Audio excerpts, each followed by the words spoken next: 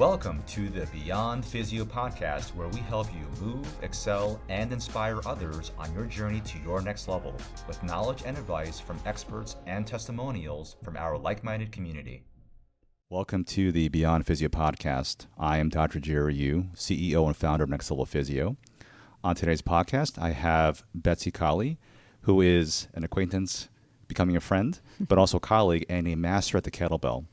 And I have actually gone through a whole day workshop with her in a small group, and it was an amazing experience.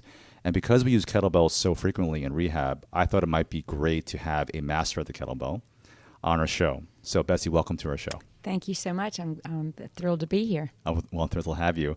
And what's really cool is that you've been working with a lot of our friends in the F3 group, and we have some things coming up. And that's really kind of cool because I find that, and you've probably seen many different mistakes on Instagram, YouTube, what have you. Mm-hmm. And so having somebody who has a standard based on a long history of standards in this to do things correctly in kettlebell, right. What does it make you feel like when you're watching these things and you're like, oh my God, what are they doing? Well, first of all, my heart sinks a little bit because most of the time when people are doing any physical training, whether it's kettlebell or any other modality, the intentions are good, right? The intentions are good, and they are trying to have a better physical training experience and make progress, whether that be strength or whatever. And so when I see them use the kettlebell halfway right, 3/4 right, totally wrong, it concerns me because it could lead to injury over time. For sure. And it might not be the first time, that they pick up the kettlebell and do it incorrectly. It might be on the 50th session, and all of that in my mind is avoidable with the right knowledge, the right education, the right instruction. Absolutely. Now, let's talk about your background on this, because obviously you started off as a trainer. How did you actually get involved with kettlebells to begin with? Well, I was a trainer part-time, actually, in my previous early life as a trainer. And it was more of a part-time gig to just keep up with my own training because I was working a full-time job and loved what I did from a business career standpoint. But the training actually kept me in shape, a better employee, successful at what I was doing. Yeah. But it turned full-time and it turned to kettlebell work when the box gym setting that I was teaching in, I just was being bombarded with people who wanted me to show them how to train properly outside of my regular small group classes. Yeah. And I stumbled upon a friend's trainer who said, well, actually the friend said, you really should meet my trainer. You guys are very like-minded, in terms of quality over quantity and movement. And so when I finally met with him, he showed me the kettlebell, and that's when I kind of fell hook, line, and sinker, fish to water, and have not looked back. Just the kettlebell is my go-to. That's awesome, because now let's talk about that trajectory, because here you are keeping your fitness in check, whatnot, you fall off the kettlebell, but now you didn't just stop there. No. You actually took this to the nth degree. Can you talk about that journey? So my journey, when I started, I was still heavily teaching, many different modalities. Got involved with the kettlebell, and this was in the summer, July of 2007. And then that October, I decided, I had actually already decided, I thought, I'm going to just follow this kettlebell to the nth degree because nothing was like that in any of the gym settings where I had been teaching. And so I wanted to take that back to the gym. Well, when I started thinking about that, the trainer that I had learned this from said, well, you should go to the RKC, the certification for Pavel. Pavel Tsatsouline to get certified. So I did that in October of 2007. And when I came back, it was really life-changing. Mm-hmm. That whole weekend was beyond any certification I'd ever achieved in fitness. Well, really in any business.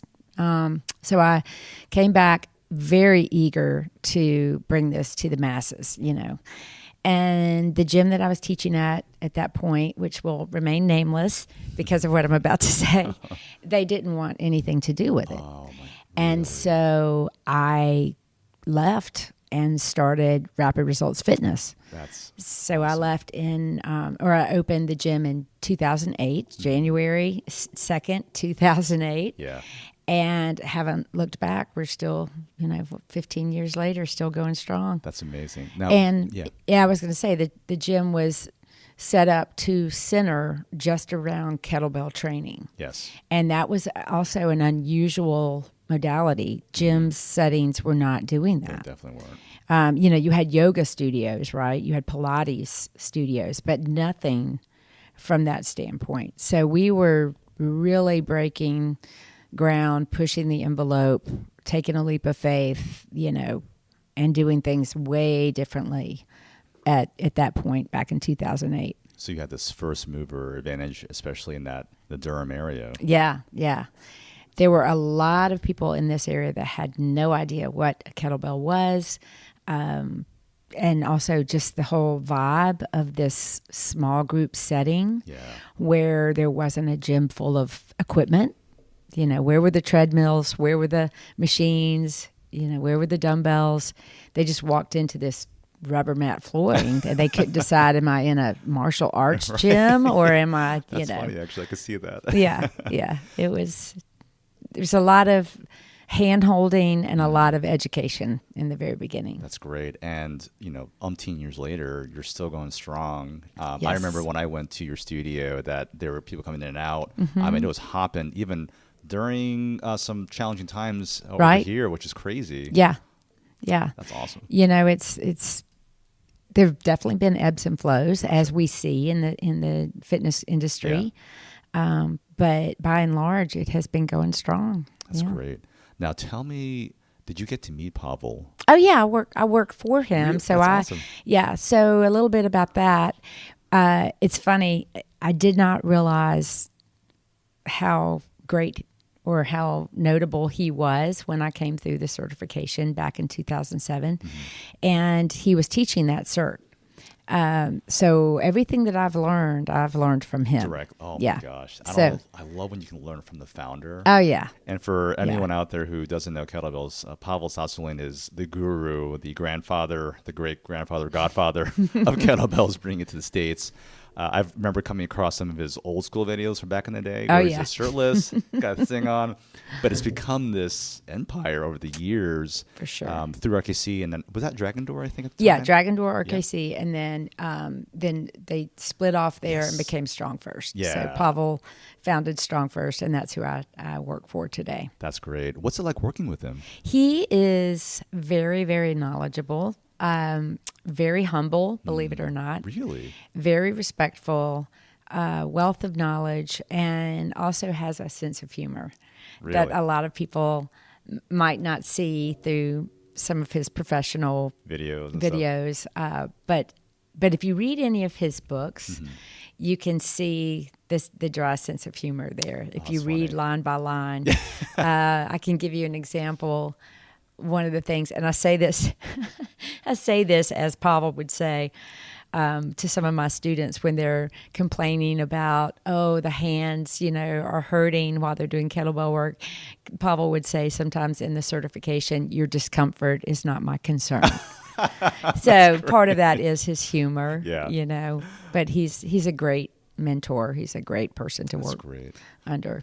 I read actually quite a bit of his book, the original Enter the Kettlebell. Yes. And what I found really fascinating, he doesn't necessarily have a background in phys or physical therapy or anything like that, but he had a lot of very intuitive concepts based on his own training. And I was like, wow, that's actually been validated in a lot of the research that we have found, whether regards to any kind of weight training. So I found it very fascinating that he had this amazing amount of influence and impact with education, or without the formal education that's out there. So yes, for sure. He has done a lot of research extensively through some of the scientists in Russia who has already, proven some of these concepts that he has brought into his own training of others.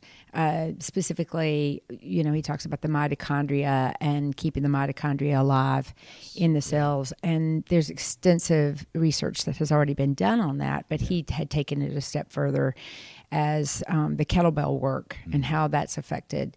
So he is a very smart person. And one of the things he's known for in the style of teaching is the way he reverse engineers movement patterns. So it's very biomechanically sound. Yes.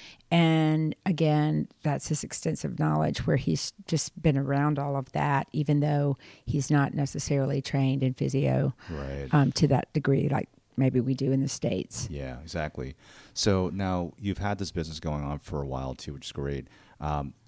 Talk to us about what a typical class looks like when we're at Rapid Results. Okay.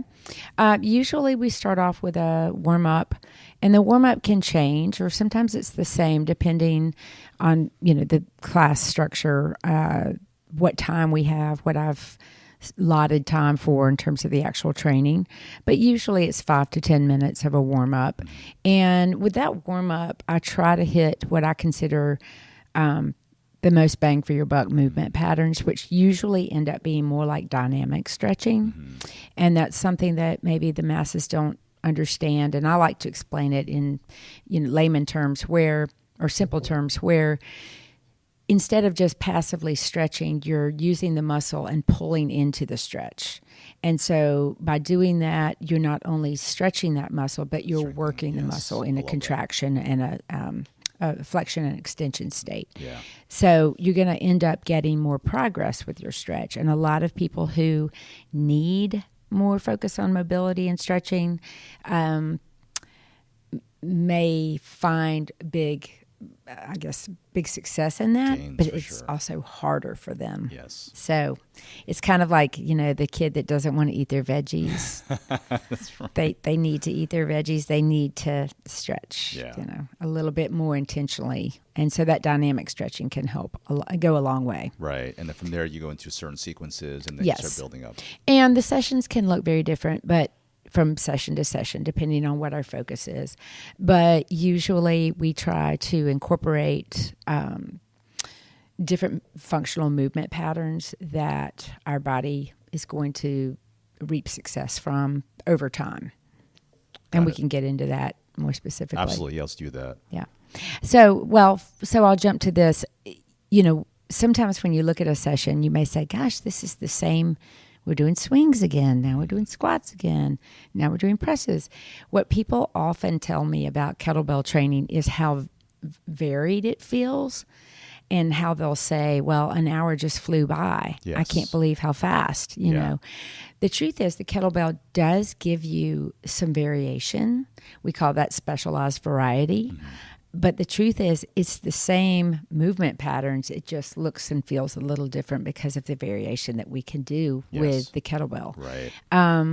Basically, if you think about functional movement, one of the things that we kind of brag about with kettlebell training is that it is so much of a producer of better functional movement than some of the other modalities. And a lot of people say, well, how is that? Why is that? And one of the things about it is the fact that the shape of the kettlebell works with your center of gravity better. It allows for more range of motion in exercise patterns that a lot of other modalities don't allow you to do. Mm-hmm. So, for example, a barbell, there's a limited amount of things you can do with a barbell. Mm-hmm. And the kettlebell is way more limitless than that. So when you go back to answering the question about what do sessions look like, if you think about the 7 basic movement patterns in functional movement, they are a push, a pull, a squat, a hinge, a lunge, a rotation, and a gait. Yeah. And so when you understand that, if you just think about, you don't have to be a physiotherapist or a trainer like me to understand that. You could just think about your day-to-day life and how you walk, right? That's your gait. You squat down to pick up something off the floor. That's your squat. A lunge is as simple as going up the stairs, yeah. right? Mm-hmm. And coming down the stairs. A lot of people have trouble going up, but then a lot of people have even more trouble coming down.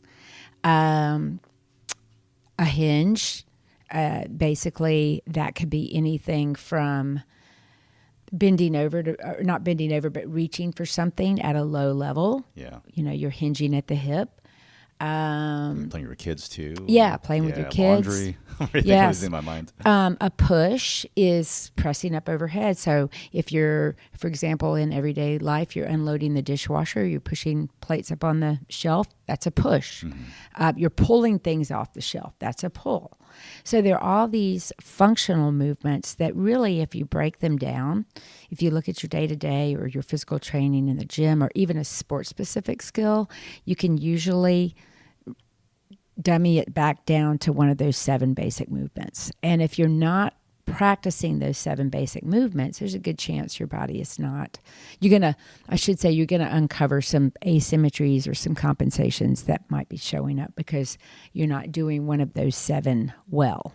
It's funny. I'm glad you said that because I find in physio that a lot of clients don't have great movement options because they don't practice movements in those 7 different domains. Right. And so if you have problem with rotation and you're not able to move in those positions, we like to look at what you do on a day-to-day basis. And if what you're doing for your fitness or your workouts or training isn't involving that, then of course you're not going to have what's required to do those motions effectively over time. Exactly. And then you add load, and then you're like, oh, no wonder. Yep. It could be shoveling snow, and it's like, I don't know why my back's hurting. Well, do you practice that movement? No. Right. Well, why else would you think that you're going to be able to do that effectively? Yeah. No, I know. And it's one of those things where I am grateful for the kettlebell training because it allows us to actually work those 7 movement patterns. Yeah.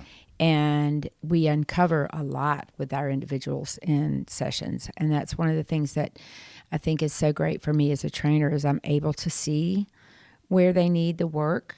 And that's also what guides me to why the sessions are written the way they are. Yeah. Because I see a lot of trends in our society now more than ever. I say that even more than back in the 80s when I was teaching all kinds of, high impact aerobics. Yes. I'm not trying to say that we were in better shape, but I kind of think we were. Yeah. Maybe I was younger back then too, but I don't think we had the technology that is robbing us of our movement day to day. There's less versatility yes. in how we are. There's less resilience in people these days, I find, physically and on other different levels. And my own personal love for kettlebells is I love the versatility, like you mentioned. And you can have the same workout, like you said, and just by varying either the weight or the intensity, the repetitions, right. the movement itself within a swing itself, double hand, one hand. Right. There's just so many different things you can do in a set that really make it outstanding as a rehab tool. Yes. And obviously, fitness is rehab is fitness too. And that's one of the things why every clinic we've had up in Jersey and down North Carolina has had a series of kettlebells just ready for clients to be using during their sessions. Right. Because I think what we're doing too is I think we're hopefully educating people about their body and understanding how to use their body correctly. Because when you dive back to why is injury happening, right?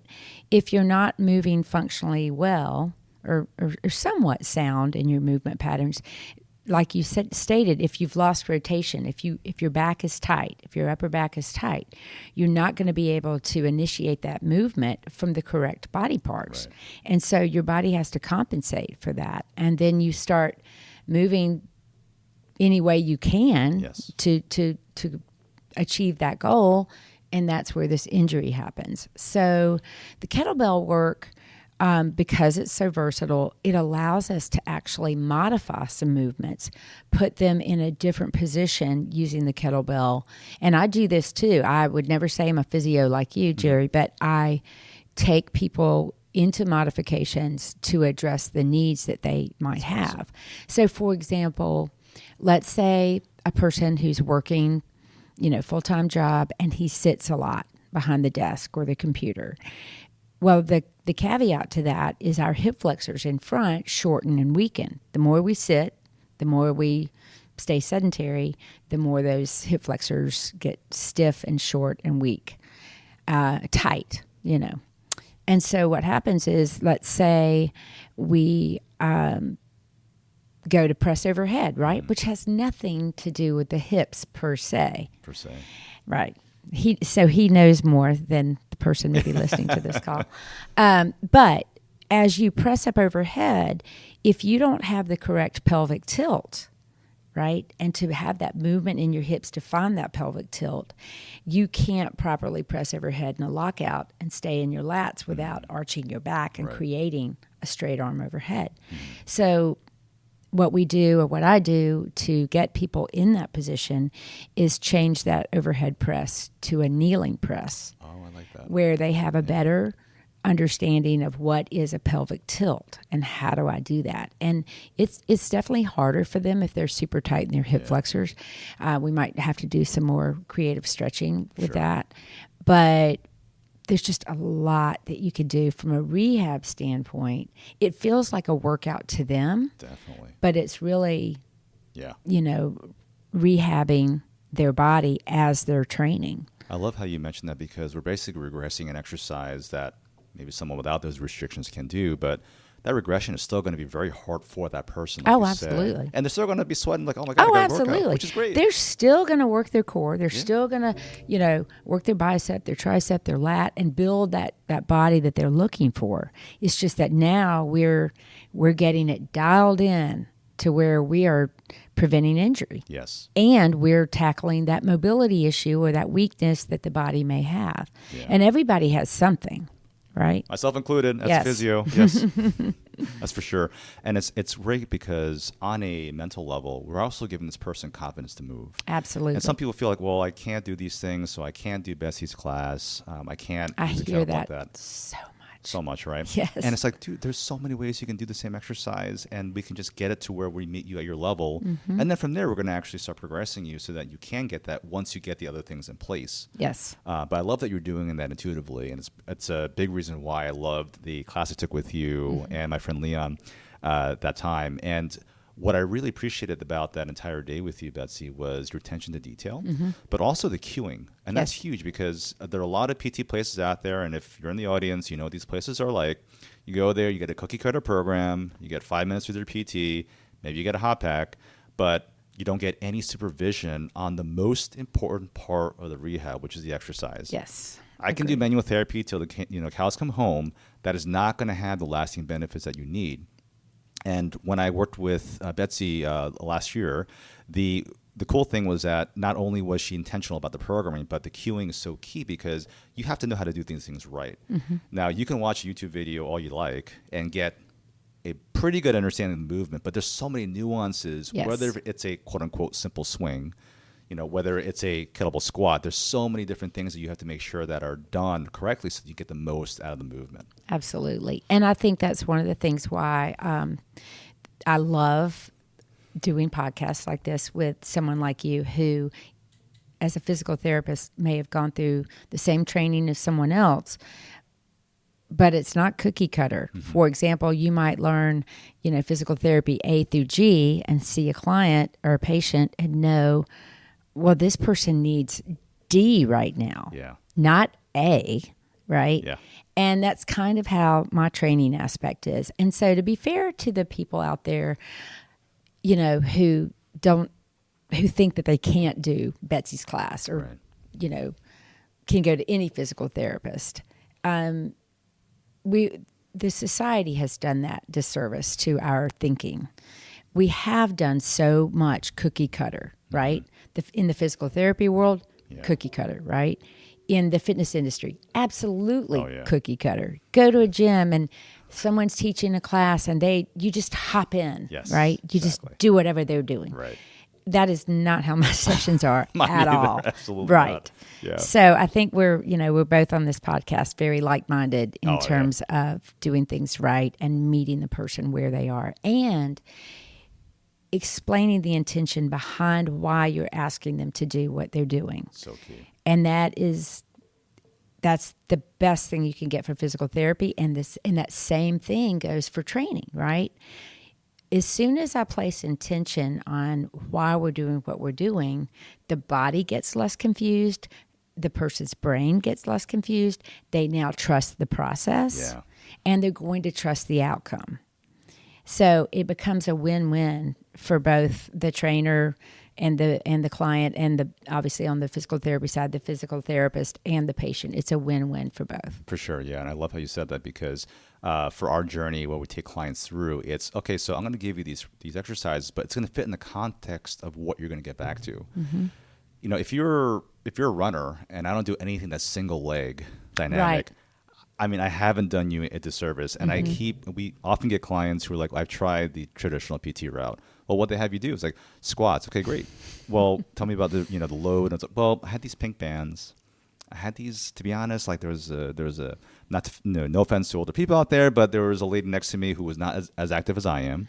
And I'm doing the same weights as she's doing. So I just felt like it was a waste of time. And I was like, I'm so sorry you had to go through that. On behalf of the profession, I have to apologize to you. But really, if we're not going to load our clients up appropriately and include exercises that are going to be specific, yes, we have to build foundation. But from there, we have to progress them towards activities that will get them back to their sport activity. Right. We're not going to really get the progress that they're looking for, the results. Right. Absolutely. And that's another example of the way I teach proper form. So, for example, one of the things that seems to be helpful for individuals learning the skill, for example, the swing, I might have to introduce a drill for the skill, right? Yeah. And that can look a multitude of ways depending on the individual in the session. So when I do courses, when I have just sessions with my clients, when I teach at the certifications, it's kind of like imagining, everyone has their imaginary toolbox as a trainer. Yeah. And I think that same thing is absolutely, a visual for physical therapists. They have their own invisible toolbox, right. And they're pulling things out for that individual as that person needs, to understand the movement they've been asked to do. They might have to wake up sleepy glutes, for example, before they do the full movement. And that's the same with training. I can teach them proper alignment in the swing, but if their glutes aren't contracting, I've got to modify that. I have to get a drill going for the skill to activate those muscles. So there's a lot that goes on behind the scenes that looks very different from, hey, here's a kettlebell class, come do swings, come do goblet squats, snatches, let's go. There's just a lot. And it's not, I find when I work with people, it's not overwhelming per se. It's just they have to trust the instruction. And once that trust is built, then the sky's the limit for them to achieve their goals. Yeah, I feel it's funny with us too. The trust is so important. I'd say that's 90% of that first visit.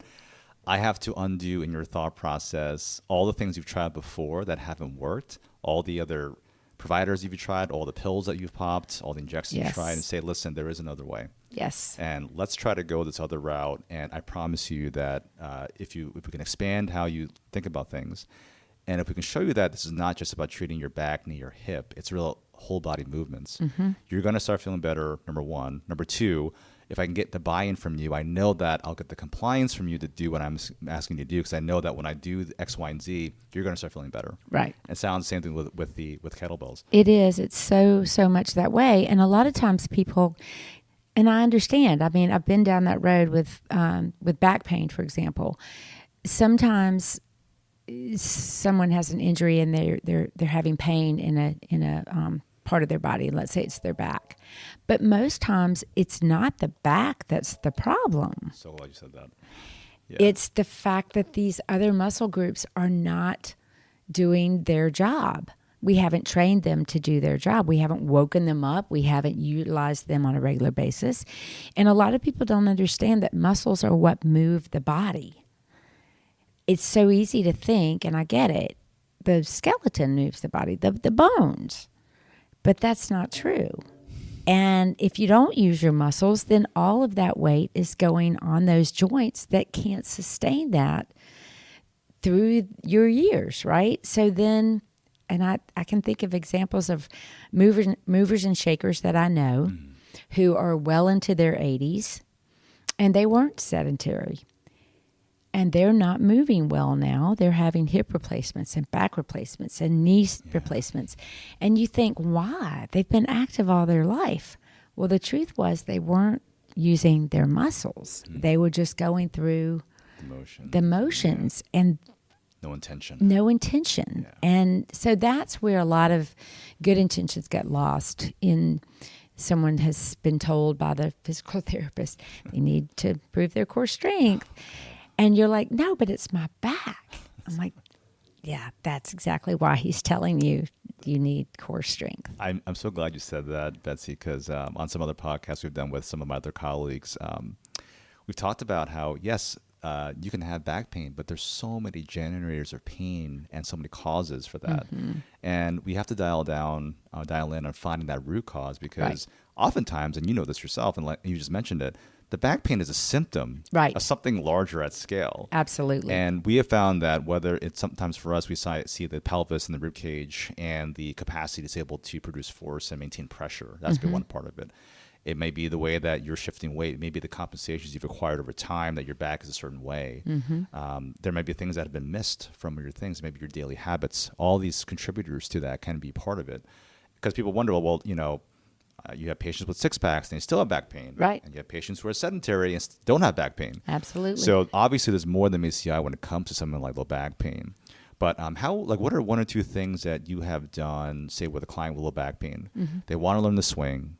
Obviously not ready for it yet. What's a good regression for someone like that to start off with first? You know, it's interesting. I've done it several different ways. One of the things that I have them do, which might actually fall completely away from the swing at first, is actually go on their back on the floor, where the floor can give them tactile feedback about what their back is not doing or what their abs are not doing standing.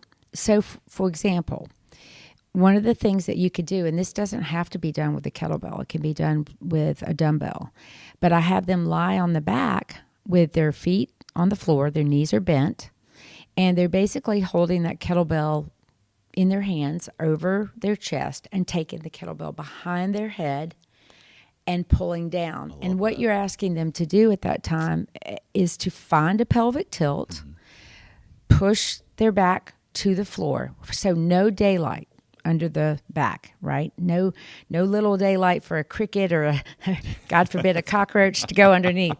You're using your abs and you're pressing down really hard. So that, in one way, will give them feedback and feel their core igniting or engaging as they're doing this pullover. And it's very safe and sound for people when they have the back against the floor and they can utilize the floor as feedback. Yeah.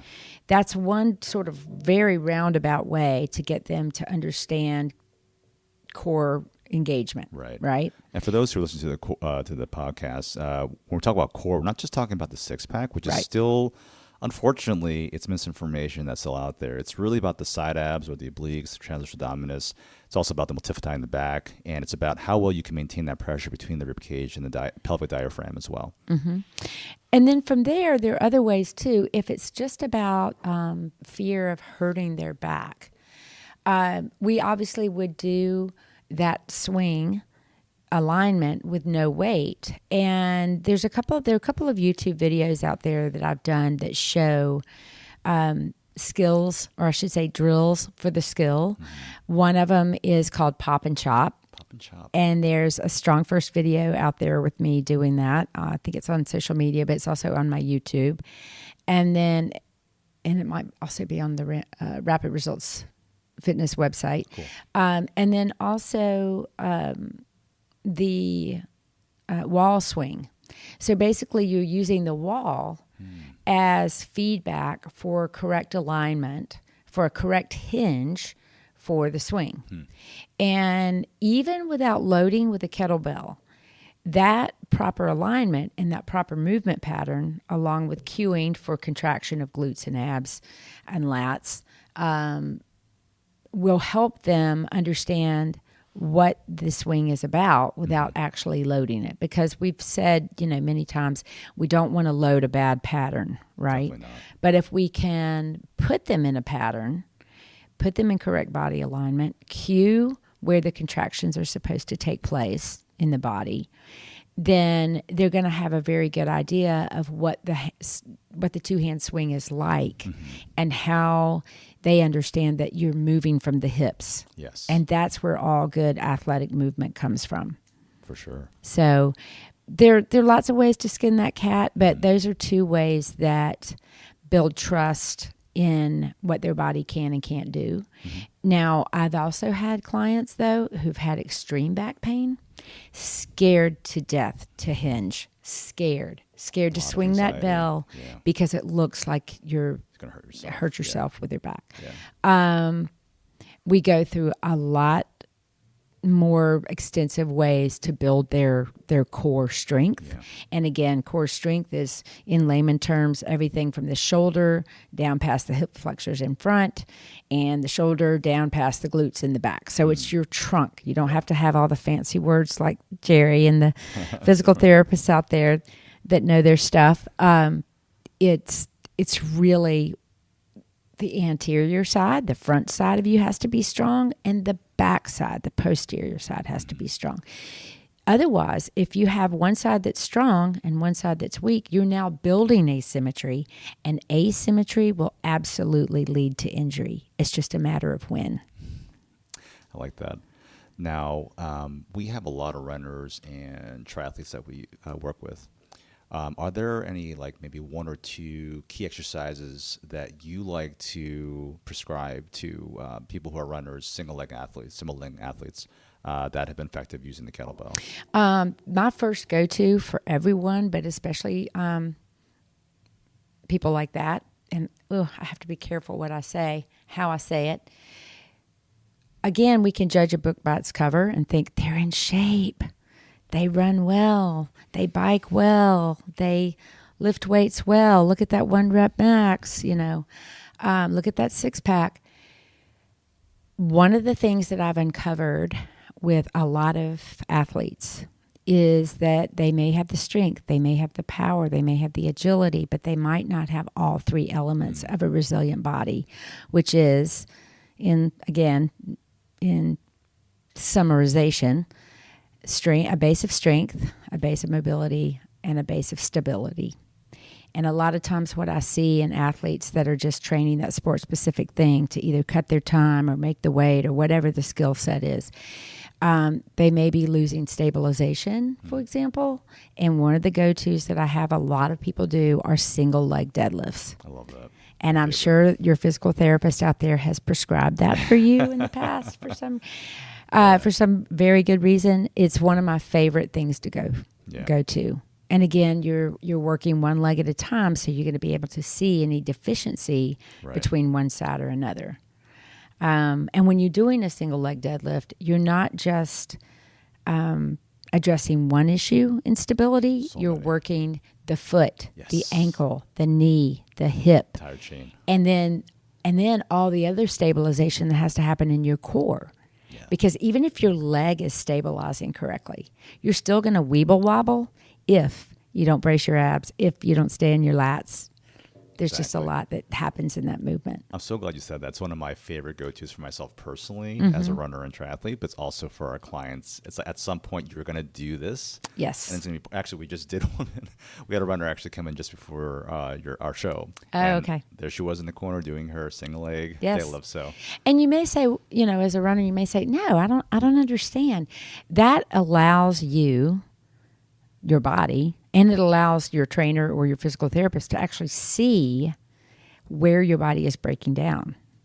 And for example, the most common thing that can lead to major pain is a knee collapsing. Here you are in a single leg deadlift. And if you're not sure what that is, I'm sure Jerry can point you in the right YouTube videos, and I've certainly got plenty of me doing them. But that knee needs to track the foot. Proper movement in general. Your knee is supposed to track your foot, whether you're walking, whether you're running, whether you're biking, jumping, landing from a jump. there's just a lot dancing, so my former background was in dance. There's a lot that has to go right for you to move well and have very good interaction between one joint to another and every muscle in between. And so that single leg deadlift can show you as the runner, it can show your trainer or your physical therapist where that's breaking down between one leg or the other. And sometimes, believe it or not, it starts with your feet. 100%. And sometimes it's even vision. Like we ask, like, hey, you have any things going on with the eyes? But, yes. I'm so glad you said that because more times than not, I find that I use kettlebell movements, especially single limb, as a diagnostic tool. So like you said, I'm going to look at this and how they compare side to side. I'm also going to compare that to how they run outside with a running gait analysis and then on our 3D analysis to see, okay, so we've seen all these different movements. What are the similarities and where they're breaking down? What are the consistent asymmetries that we see? I'm going to say 8 out of the 10 runners that we saw in the last 2 weeks, definitely something going on with the pelvis, definitely something with the foot. And it's very interesting. And then you see their feet splay very differently on both sides. So there's something else going down the chain that's definitely causing that asymmetrical force to happen on either side as they run. And then they wonder why they have knee pain. It's like, well, you got some imbalances we got to deal with here. I know. And I think, another thing that compounds that issue is our shoes. Yes. The shoe industry has all kinds of just snazzy looking shoes. Vanity, not functional. Yeah, they're probably so not functional. And to that point, you all can't see me, but I'm in flip-flops because that is the most functional shoe for me. I am a shoe horse. I love shoes. Yes. But from a functional standpoint, from the way my feet are connected to the ground, because if you think about it, that is the first part of our body that feels the earth, right? And that's where we have most of the proprioception in our body is in our feet, our hands, and our back. And if our feet are the ones touching the ground and they're being inhibited from our shoe, they're going to miscommunicate, right, to the rest of the body how to move. And some shoes can actually hinder the way you put balance on your body weight or on your feet, the way your body weight is displaced on your feet. And so that can compound the issues for a runner if that's already happening. Yeah, we actually did a pod on the different areas that runners struggle with, and sometimes it's landing mechanics. And while we don't necessarily subscribe to forefoot, midfoot, or heel strike per se, because it depends on the person, right? Well, we all have agreed that you have to get your foot underneath your body, and you got to land softly. And if you have too much cushion in your shoes, you have this false sense of cushion. Right. And you're going to land a lot harder. Yes. So less shock absorption because now the muscles have become lazy. Yes. And your foot muscles, for sure, you've been in a shoe all day. Now you're going to this running shoe, which is really nice and cushiony. So they don't get to, as you said, feel the earth. Right. So how can you compensate, make the adjustments that you need to for your knee and your hips to be in the right position? Yes.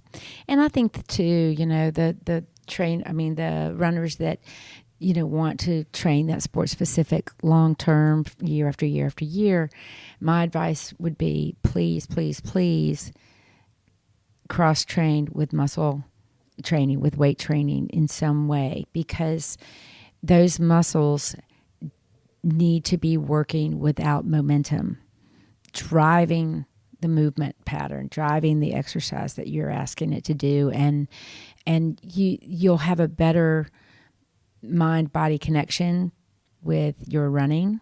And the other thing to think about is that, you as a runner might say, yeah, I've been told I need to improve my core. Why is that? Well, again, in the way I talk in very simple terms, the simple truth is your core is the power source for your arms and legs. Your arms and legs are only going to be as powerful and strong independently if they don't have that core strength, right? And so you give out, our body will default to get something right to move to the next level. And sometimes our body defaults using the wrong things and pushes too hard. And before you know it, you've overloaded one body part, right? So what I try to tell all my clients is no matter if we're training in the session or we're training for some sport-specific next progression or next success, you want to make that core strong and stronger than it currently is, because that's only going to make your arms and legs better at what your sport-specific skill is. For sure. And I think we forget that is the basis for a movement. And so if you are not well adapted in that area of your body, for sure the movement options diminish. You get compensations, and then, I don't know, my elbow's hurting when I play tennis. Yes. It's funny with tennis players and golfers, when they complain about elbow pain, the first place I look is actually the pelvis. Yeah. I don't even look at the elbow. I was like, right. I don't care about your elbow yet, because we got to see why this happened in the first place. Exactly. It's so true. And it's so hard for the person who's being evaluated to maybe see the importance until you get them out of pain. Exactly. And you're like, oh. That's right. Wow. The eyes let out. Yes, yes. And it's funny with runners, getting back to that for a second, if you are a runner out there or a triathlete, running is the most core activity you can do, because as you land, it is anywhere from 3 to 5 times your body weight. So if you're 100 pounds, think about landing with 300 to 500 pounds of force with every step, times distance, times time. So if you can't keep your body upright, or if your body has to compensate because you don't have great engagement of this area, you're going to end up with issues along the lines. And again, like Betsy and I were talking about, one of the first places we look for, number one, is running gait, of course, but also how do you move in space? Because running is a forward-backwards kind of thing. We call it sagittal plane. And if you don't have other cross-training in the transverse plane, which is rotational kinds of things, or in the frontal plane, so side to side, you're going to be a one-dimensional athlete. Mm-hmm. And if you're looking to build resilience, it can't be one dimension. You have to really kind of get into the other dimensions to be able to be effective. And looking at the long run, right? So all of us in our 30s and 40s, we're looking to maintain what we love to do for the rest of our lives. I don't want to stop playing tennis or golf or lifting weights or runs, bike, swim in my 50s because I had this nagging issue that I didn't get corrected, or because I didn't cross-train enough. I didn't do the things not associated with my sport to sort of down-regulate my nervous system, to improve the resilience in other areas, and to build strength, quite frankly, and a good foundation for movement. And so I think I really agree with you, Betsy, here, where if you're not doing these other things outside of your sport and only specifically in your sport, whatever that's going to be, you're going to end with issues. Exactly. And, and that should be, hopefully, when one hears that, it shouldn't be a have to kind of thing. It should be I want to move outside of my regular, everyday love every day. And that's true, too, of even in the workplace. I use a dentist, for example. So if you can imagine, a dentist is always bent over someone with an elbow bend. Can you imagine day in and day out the back pain that they go through, and how tight and fixed you get? Yes, on the one side. On the one side, right. So if you don't come out of that, if you don't train in extension, because right now they're in flexion, right? And on one side. So that's producing another asymmetry. Yes. So, we could all get really depressed talking about this and go, I'm going to quit my job. Right. I can only work 4 days and not 5. Wait, they already do that. Oh, yes. Sorry, I'm not picking on Dennis. But, that's an example of living day to day. And when you build up that kind of repetition, that's repetitive trauma, right? Yes. So you have to think about living outside of that. The hours that you run, and let's be honest, to run well, most runners run a lot, right? To run a triathlon, you don't just say, I'm going to, do the Boston Marathon, right, for example, and just show up in Boston, right? You got to put the mileage in. But you can offset. I will say this. One of the things about kettlebell work and building a strong core, when you cross-train and accomplish that goal, whether it be with kettlebells, which, by the way, I think is the best avenue.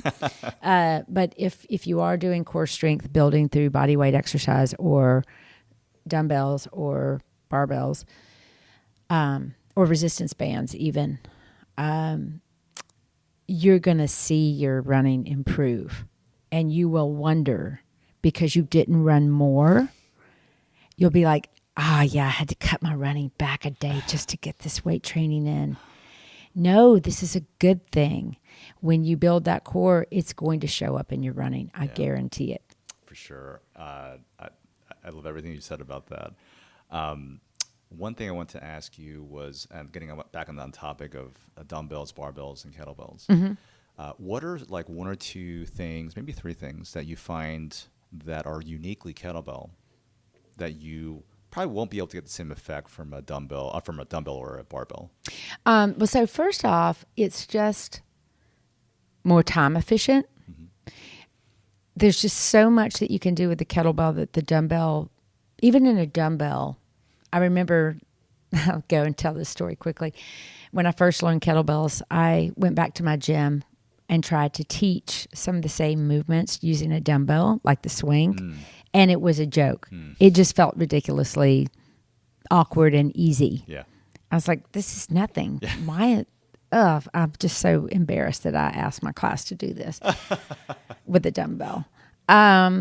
So the truth is, because of the off-centered shape of the kettlebell, it loads your center of gravity way more specifically, more intensely, however you want to describe that, than holding a dumbbell in your hand. The dumbbell is fixed on both ends, right? Just like a barbell. The barbell is, add those plates, they're going to be fixed on both ends. That dumbbell, when it's in your hand, doesn't transfer to your center of gravity as quickly as the kettlebell does because of this off-centered weight. And you might say, is that really a big deal? I guarantee you, if you try both ways, you'll see the difference immediately. So from that standpoint, it's more efficient at creating what you're trying to create or achieve in your body. It's more effective, more efficient than the other modalities by far. The barbell, what I pick on with the barbell, and don't get me wrong, we do barbell in StrongFirst. I love deadlifting. I think it's one of the best things you can do. I agree. Same. However, it's just not time efficient. In my small group setting, there's just not enough time. Well, I shouldn't say that. There is enough time. We eat up time loading and unloading plates. And if you really want to get a decent set of deadlifting in, you're going to do that. One of the things I like to train with my clients in a barbell setting is a ladder of 5-3-1, right? No big deal. 5 reps with one set of weights. Then I got to take those plates off. 3 reps with another set of weights, take those weights off. And then finally the one, and then maybe do that 3 rounds of 5-3-1. That's a lot of weight changing. That's a lot. So it's just not very time efficient. And unfortunately, and I have to be careful how I say this too, it's not as forgiving. If you do a barbell rep wrong, there's a really good chance you're going to tweak something. Now, I could say the same thing about kettlebells, but it is a little more forgiving because we have different kettlebell sizes and we can bring you back down to a safe weight and get you where you need to be. Right. And that should be true of the other modalities as well. But the kettlebell work, I think, is just bottom line more efficient, loads your body way differently from a center of gravity perspective. It allows you to work with your center of gravity and not against it. So, for example, a barbell being on your back, your body kind of goes into fight or flight or startle reflex when you have something heavy on your back. With the kettlebell, we use it more or less in front of, so it's working with your center of gravity in a goblet squat. So from that standpoint, it's just a different tool.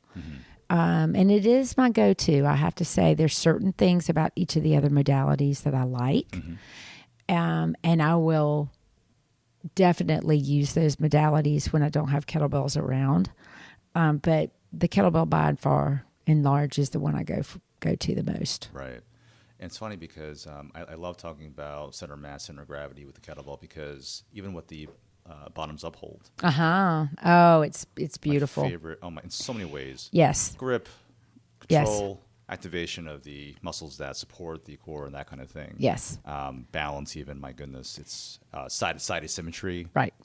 I think, too, the biggest thing I've seen, not only in some rehab situations where a client has gone to physical therapy and they're trying to re-enter their training world, I'll go to bottoms up training with them specifically for shoulder health. Yes. I see a lot of people misusing their shoulder, for example, pressing overhead and initiating that movement from the front delt. Yes. Well, in reality, it should be initiated from the lat. So a lot of people, I think everyone should wear a t-shirt that says, "Do you know where your lats are?" Because it's one of the most liberating, freeing, and strengthening and I guess resilient proofing of your body when you know where your lats are. And if you just think about it from a posture perspective, if you're engaged in your lats, your latissimus dorsi that run on either side of your back, if you're engaged in those, you're going to have really good posture, right? And the minute we droop forward and slouch in our shoulders, we're taking those out of the equation. And then it's just a cascade of bad things happen when you slouch. So the bottoms up helps one find their lats. And I that is a go-to of mine for people who go, "I don't know what you're talking about with lats."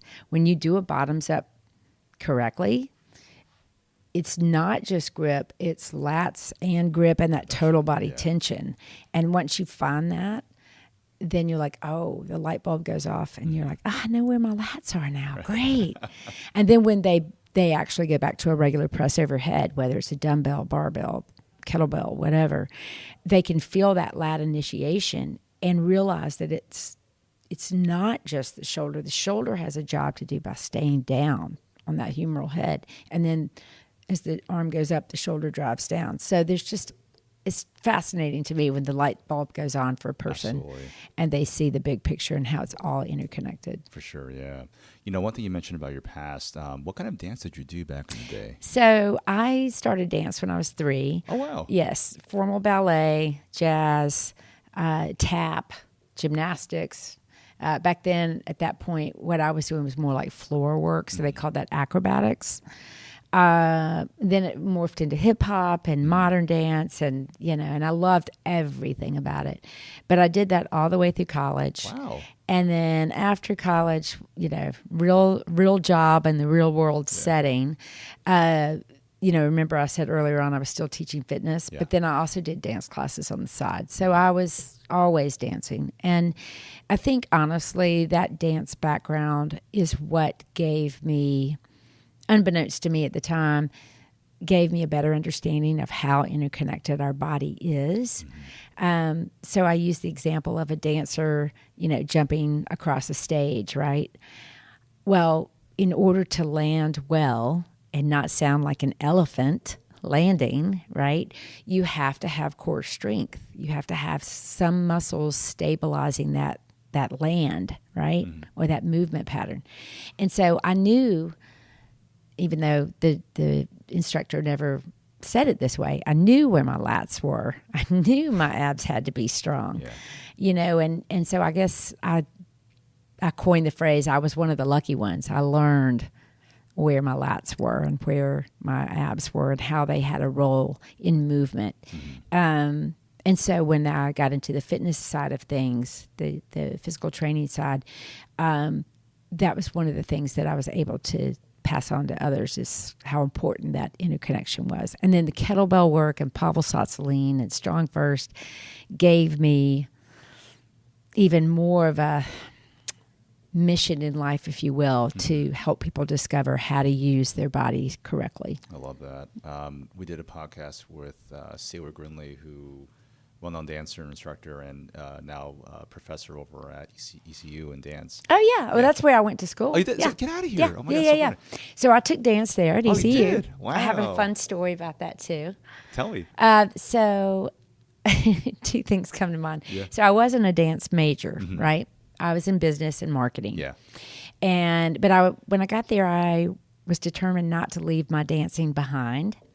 So I marched myself over as a freshman in college to the theater arts department and said, I want to sign up for advanced jazz. Yeah. And they were like, well, are you a dance major? No. Are you a theater arts major? No. Well, you can't just come into an advanced class. I said, yeah, but I can. I mean, I've been dancing all my life. I'm really good. Yeah. That sounded bold, but I was just so naive. I loved dance so much. I thought, God, surely they'll let me in the class. Right. Well, the funny story was there was a new instructor that semester who happened to be sitting there hearing the whole thing. Oh. And it was going to be the advanced jazz teacher. I had no idea.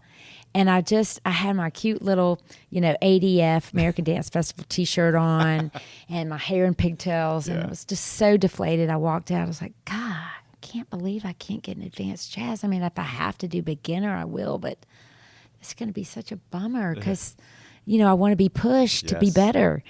And so he walked out and he said, so, that TV show, So You Think You Can Dance? Oh, yeah. That's what he said to me. Is that So right? You think you can dance? I said, well, yeah, I think I can. I mean, I've been doing it since I was 3. He said, okay, come to class, and if I think you're good enough, I'll let you stay. And so I did. They let you stay? Yeah. And the other funny flip story with that is that he was really hard as an instructor, and it really actually did affect my GPA negatively because instead of making A's, I was making B's and C's because it was really he was super challenging. But then the other fun thing about that was that Sandra Bullock was in my classes. No, she wasn't. Yes, she was. Oh my gosh. Yes. Wow. So we had she's a lovely person. She is. That's good. Oh, she is as humorous in person and as beautiful in person as she is on TV. I didn't know that she actually was a dance major. Oh, was she a dance major? She was a theater arts major. Okay, got it. But she took dance, and she was actually very good at it. Wow. Very good. That's cool. We had an audition once. One of the things that was funny is I had to audition for this. As part of the curriculum, we had to go on auditions. That was not my plan because I can't sing. Oh my God. So we were on this one audition that they made us go to, whether we wanted to do it or not, we had to go. And it was Disney World. So we had to go to this audition, and we had to not only dance. I just wanted to dance. I didn't want to have to sing, but they made us do both. And Sandra Bullock, well, we called her Sandy, not Sandra. So Sandy was behind me, and I was like, oh, my God, Sandy, I am so worried about this. This is going to be so bad. She goes, just fake it till you make it. Just fake it till you make it. And she said, and ask them before if you can do your dance part first. Oh, that's clever. Because they were going to ask. Everybody was going out there and singing first. It's like, oh, dear God. So I did. They said, okay, all right. And she goes, and this is all Sandy's advice. She goes, and when they ask you to do a double pirouette, do a triple. And I was like, okay, I got it. And then the other thing was when I had to sing. The only time I'd ever sung in my whole entire life in a dance environment was when I was 9 years old. Oh, my God. And they told me to go out there with the microphone and sing as loud as you possibly can. Oh, my God. Everybody in the audience was like this. They were like, oh, my God. Wow. And I sang the song, oh, gosh, what's it called? Oh, I've Got Rhythm. Oh my I've got rhythm. Yeah. I've got music. You could hear the rest of it. I'm not going to sing because I can't sing. Anyway, that was my dance. Oh, I love it.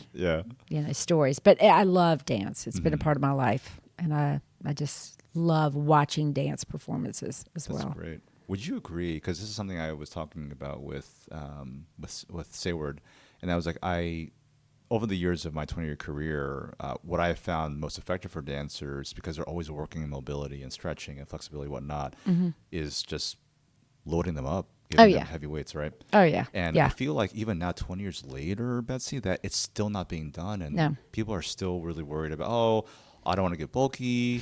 I don't want to get stiff. It's like you do enough that you're not going to get stiff. Absolutely. Absolutely. And the thing of it is, I'll use my example of my own past. Now, certainly I'm not like a professional dancer who's putting hours and hours in and, overloading their body with movement patterns.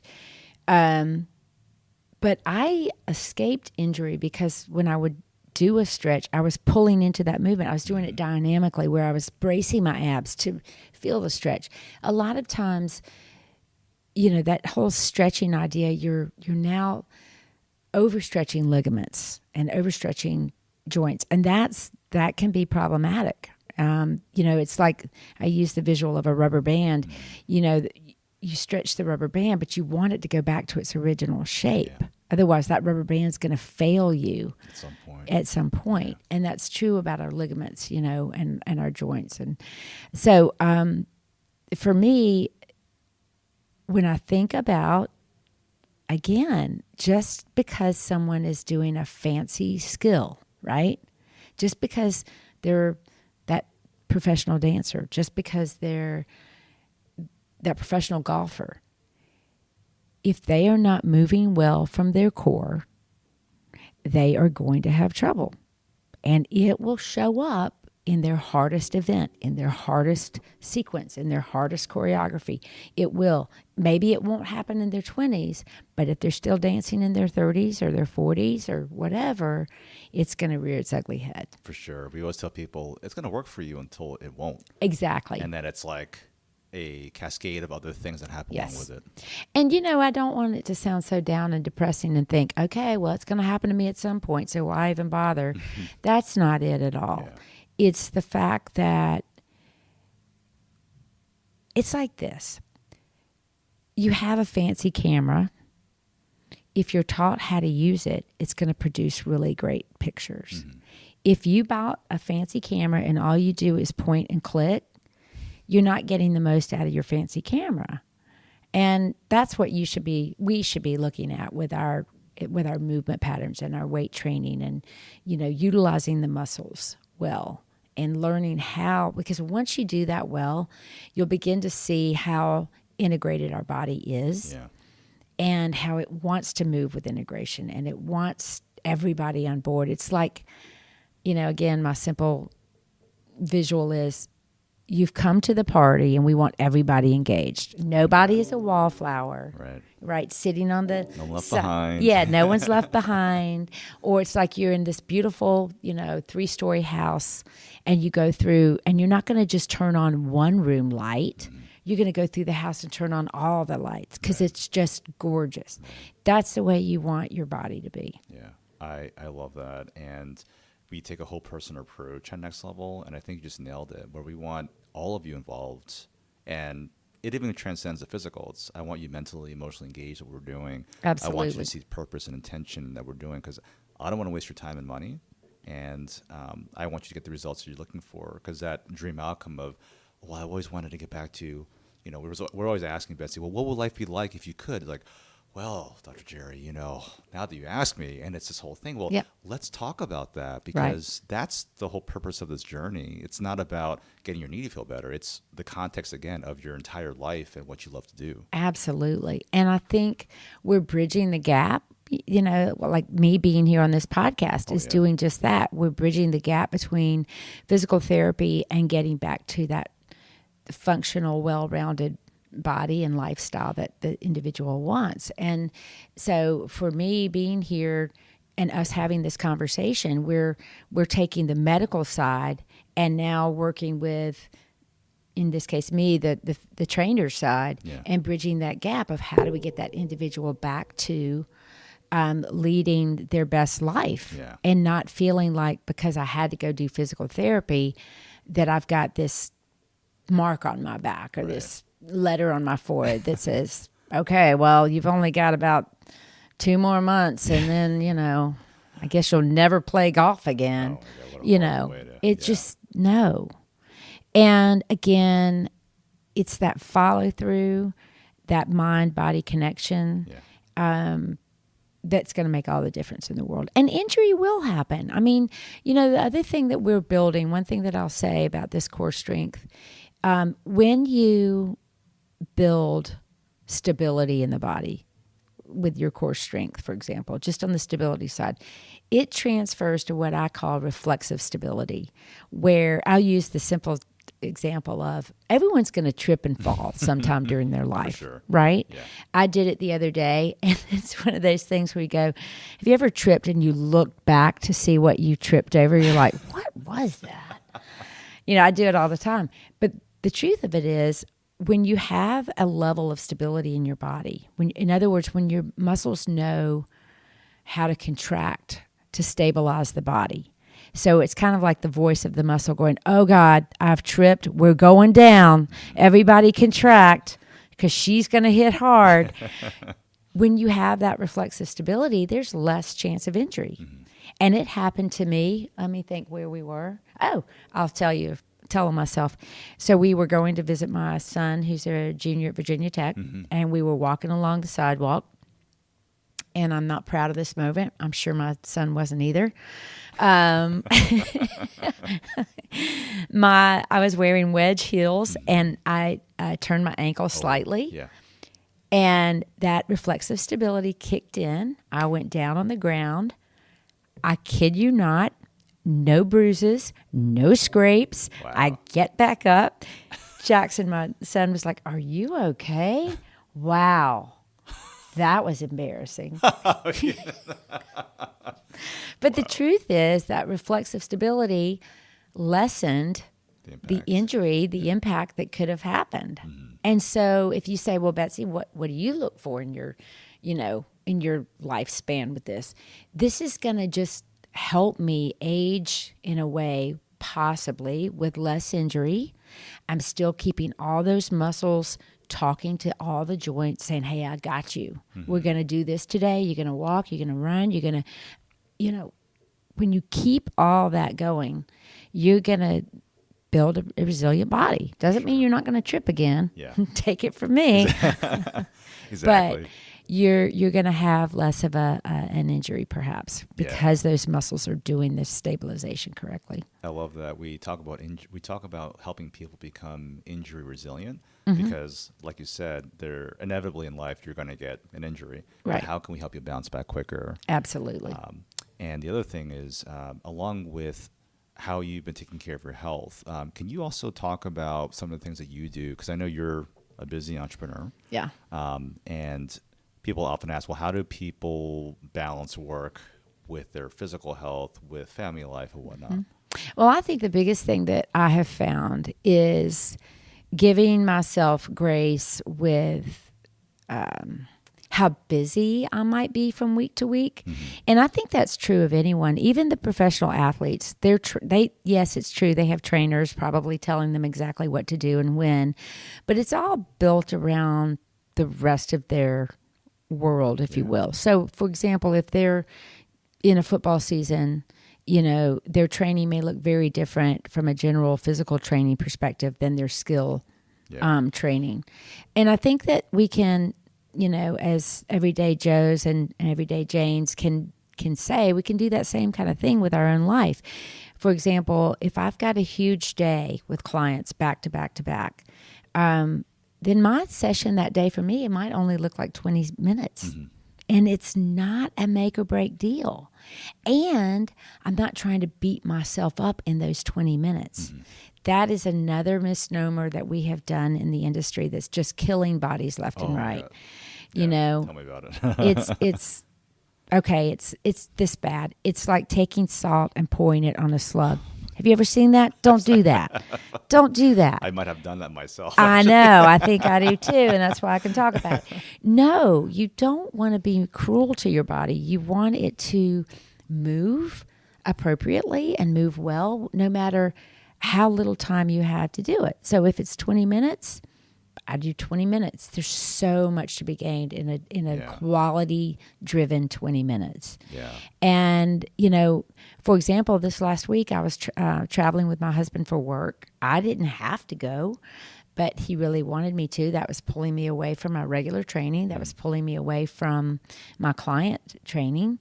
But it also gave me a chance to rejuvenate and just kind of re-energize. And so my training those 4 days I was gone, were 20 minutes. That's 20 awesome. minutes. And it wasn't with the kettlebell. Mm-hmm. I used resistance training with a towel, and it was totally effective. Mm-hmm. And then I also did bodyweight training because I didn't have the kettlebell with me at that time. So I try to move. Now, I've found this to be true. And I think a lot of my older peers may agree with me on this. But I also advocate to the younger set too, that your life may be even more busy than mine, and you may also benefit from this. So here's what I'm about to say. I benefit more by moving a little bit almost every day than the way I used to train, which was only 3 times a week. Now, let me explain. That only 3 times a week business was because my programming was very regimented. I had it written out for specific goals in mind. And when I did those 3 sessions weekly well, I didn't need other days of training, right? That was true. But then as I got older, I felt the need to want to move more.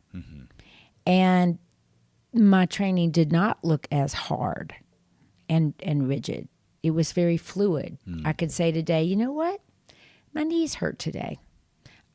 I don't know why, but I feel stiff. I'm not going to do a heavy set of goblet squats. I might do a light set of goblet squats. I might use a rack to support my movement pattern just to make sure I'm grooving my pattern correctly.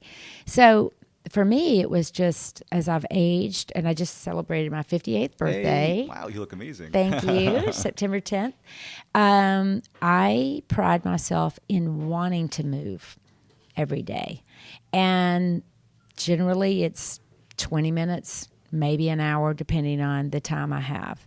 And sometimes I can train with my clients, which is very gratifying because they get to see the movement pattern done well from me. And then I get to have fun training with them. So sometimes I get to train with them. That's really cool. Yeah. Betsy, thank you so much for coming on our show. Yeah, you're welcome. I really enjoyed the conversations, and we covered so many different topics. So we'll have those all in our show notes.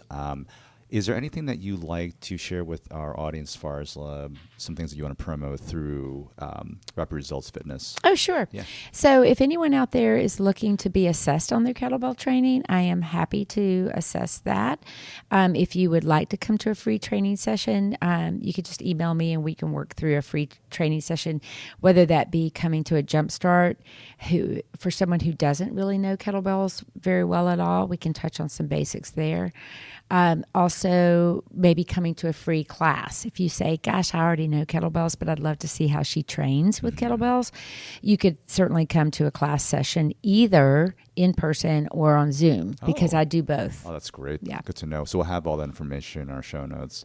Betsy, it's been amazing. I'm glad we got to really sit down and just dive into this. I love the alignment that we have on the fitness side and the rehab side. Absolutely. And I'm looking forward to working more with you in the future. Thank you. Thank you for the opportunity. I look forward to it. Awesome. Thanks so much for tuning into today's episode. It really does mean a lot to us. And don't forget to like, share, subscribe, or comment if you got at least 1 or 2 helpful insights or takeaways to help you get to your next level.